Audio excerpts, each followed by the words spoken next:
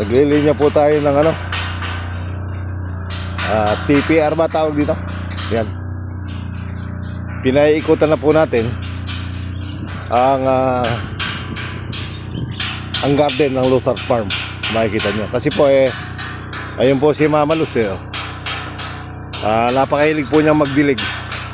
Hila-hila po niya yung mga hose. Kaya pinakabitan na nung mga butihin naming anak ng TPR na linya. Ito po.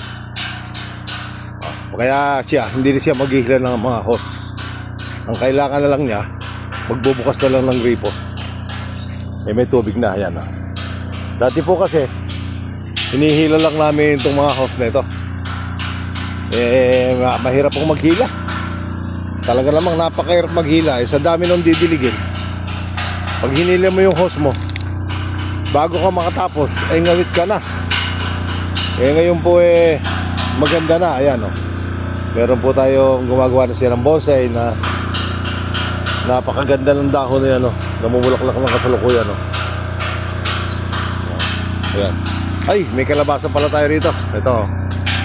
Unahan na lang po kung sino gusto ng kalabasa. Ayan. Ayun yung ating coconut. Yung coconut na dwarf. Ito naman. Ayan. Napakarami pong bunga. Hindi po siya humihinto sa pamumulaklak. Ang bawat sanga po niya, kung bibilangin nyo, 1, ayan, 2, 3, 4, 5, 6, 7, 8, 9, 10, 11, 12, 13. Hindi po malaman nung niyog kung paano siya magbubunga. Ang nakapagtataka po rito, bawat sanga, ayan akala nyo, bawat sanga may bunga. Napakasipag po palang mamunga nito. Kaya tingnan nyo ang sanga nito. Ayan ang sanga nito. Sanga niyan. Sanga nun. Nagkakadikit-dikit ang sanga. Ang bunga.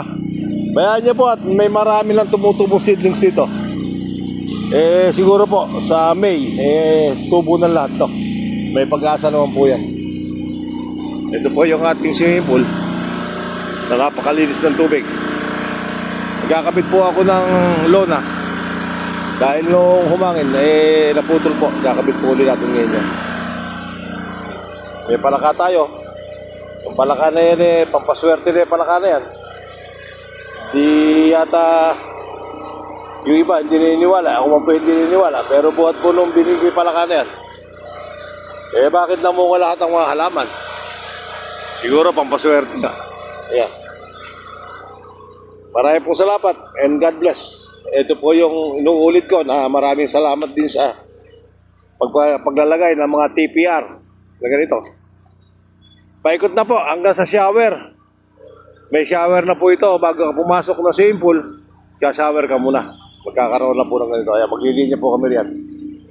Ayan, dati po kasi hose lang ang ginagamit natin. Nagkabit na tayo ng TPR. Medyo maganda po ang presyo. Pero kung tutusin nyo, mura lang po pala. Yung po pala isang rolyo mga halagang 3,000 yata o mahigit. Hindi ka na maghahatak ng ganito. Katulad nung si Mama Luz. Ayan. Mama!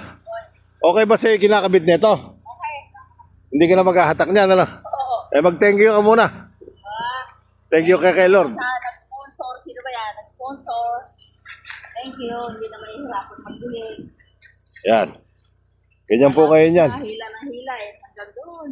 Mawawalan ka na exercise sa pagkikihila. God bless po at maraming salamat.